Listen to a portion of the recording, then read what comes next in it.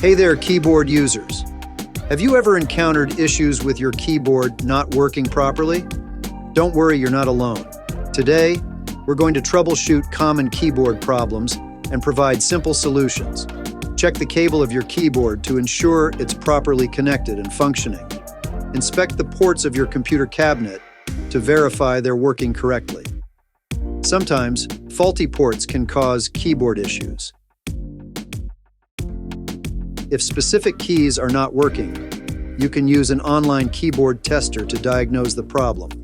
And there you have it. By following these simple steps, you can troubleshoot and resolve common keyboard issues.